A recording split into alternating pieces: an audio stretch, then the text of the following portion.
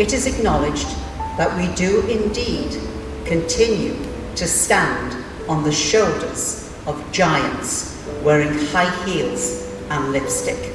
We can all but hope that one day events such as Transgender Day of Remembrance will no longer be needed.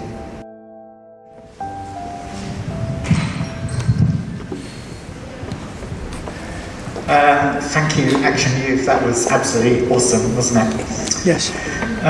Lord Mayor, good evening all. Thank you very much for being here this evening to support such an important day for the transgender community and all those who stand behind it and with it in love and support. Today, I am honoured to have been invited to introduce Transgender Day of Remembrance and the reasons behind it.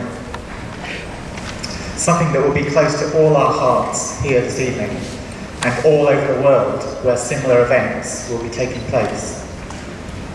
Transgender Day of Remembrance, also known as TDOR, takes place annually on November the 20th as a day to memorialise those lives that have been lost as a result of transphobia and to bring attention to the continued violence endured by the transgender community. The week leading up to Transgender Day of Remembrance has also become recognised internationally as Transgender Awareness Week, in which we raise awareness through the positive outcomes of trans and gender non-conforming people, as well as their struggles to be regarded equally. The week ends with today, Trans Day of Remembrance.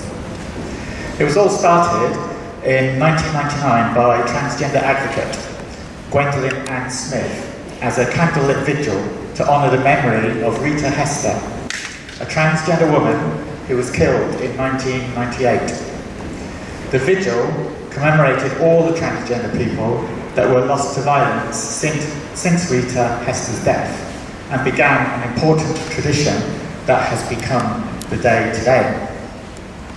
In Gwendolyn's own words, Transgender Day of Remembrance seeks to highlight the losses we face due to anti-transgender bigotry and violence. I am no stranger to the need to fight for our rights, and the right to simply exist is first and foremost. With so many seeking to erase transgender people, sometimes in the most brutal ways possible, it is vitally important that those we lose are remembered, and that we continue to fight for justice. Gwendolyn Ann Smith. It's important to remember that the names you will hear tonight, including 3 from the UK, can only ever reveal the tip of a long sword. There will be names missing. Those who aren't seen, or those that are hidden, should also be in our thoughts. Murders of transgender people often go unreported, or their identity is often misreported, which makes it impossible to know accurate numbers. Those lost to the world in the past year should not therefore be seen as a complete list. Vigils all over the world today will also include the names of those lost not just to physical violence, because transphobia doesn't just murder by gun, knife, stick or fist. Being driven to suicide by hate, prejudice and fear is as every bit a murder as the use of weapons and fists or fire and water to achieve the same effect.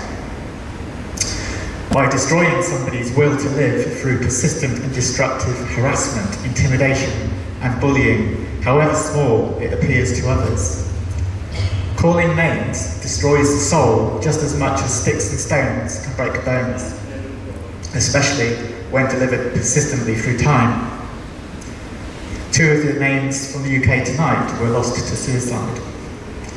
Let us not also forget those who will never be known, because they give no clues beforehand, hiding their feelings in fear of rejection or humiliation, taking their own lives before their fears could be disclosed or discovered, because they see no future, only one filled with regret or pain or sadness. I nearly fell foul of this frame of mind myself. Around this room, let alone around this city, this country, this world, every single trans person, every single gender non-conforming person has more likely than not faced discrimination and harassment, perhaps violence too, directly or indirectly. Not just them either, their families, loved ones and friends may have also been targeted in one way or another. Threats don't need to be face-to-face.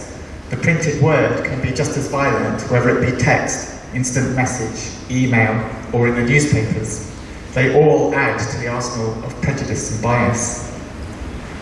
In the USA, those in positions of tremendous power who are meant to lead by example of good and right, of liberty and security, instead abuse those powers to inflict their own prejudice, rolling back policies of equality and employment protection. Throughout the USA and Latin America, trans women of colour make up the vast majority of murder statistics. Several of the top 10 countries with the most murders of trans people are in Latin America. Brazil, Mexico, Colombia, Venezuela, Honduras and Guatemala. Argentina is on the list as well. Yeah, Argentina has arguably one of the most inclusive laws and protections for transgender people around the world.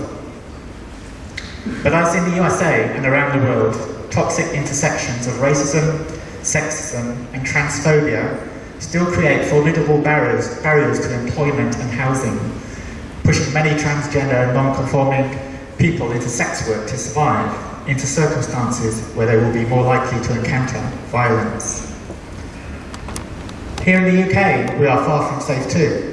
We have seen a relentless drive by a vocal minority who feed on prejudice and feelings of superiority, boosted by several national newspapers that irrationally support their bigoted views.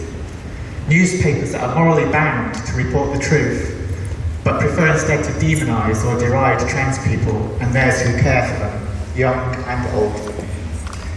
Transgender Day of Remembrance reveals the worst of the consequences of stirring up that kind of hate and confusion, something the media should take mind of when it fuels those consequences with wrong, dishonest, biased, or narrow-minded reporting.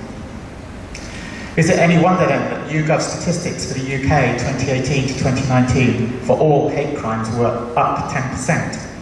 2,333 of those hate crimes were transgender identity hate crimes. So this minority group sees a 37% increase.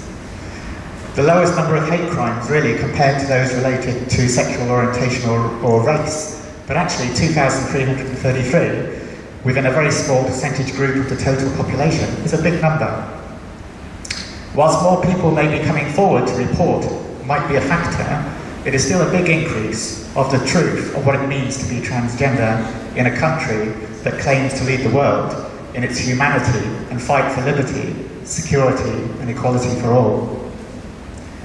By raising the horror of violence directed at someone and putting the human cost in the public eye, it raises public awareness. To a public that doesn't see it, doesn't get it, or doesn't believe it, innocently, naively, or deliberately. That is why we fight back with the truth, with evidence of our achievements, of our positive and enduring contributions to society and to our nation. So TDOR serves other purposes. It adds light to the darkness. Whilst it is a day of mourning and remembrance, we can also reflect on contributions to the community and to the power of our survival. TDOR allows us to reflect on the courage of those who fight on through to live their lives and to those who support them in that.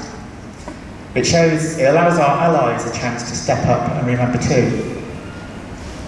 In tonight's vigil, we will remember those lost and say their names, not just because they were victims of hate in its worst possible form, but because we give them the respect and humanity they deserve as brothers, sisters, siblings, children, parents, aunties, uncles, guardians, partners, colleagues, friends, and more. Far more. We recognise and acknowledge them as people. Amazing, strong, determined, loving, caring, and loved people. TDOR isn't exclusively about the transgender community, family and allies remembering or mourning though. It is also about shouting out for change, for the world to stop, to see, to challenge, to fix, so that one day all people share the same rights for life, without fear, for security, for equality, and for the freedoms of self that all people have a right to. It's about awareness, and awareness is a powerful ally in the fight to stamp out prejudice, hate and violence. It is easy to be pulled down by the sadness of Transgender Day of Remembrance, but please take heart in the knowledge that awareness does work. It is our light, and we stand stronger together for it. We can all but hope that one day events such as Transgender Day of Remembrance will no longer be needed. It is acknowledged that we do indeed continue to stand on the shoulders of giants wearing high heels and lipstick. We can all but hope that one day events such as Transgender Day of Remembrance will no longer be needed.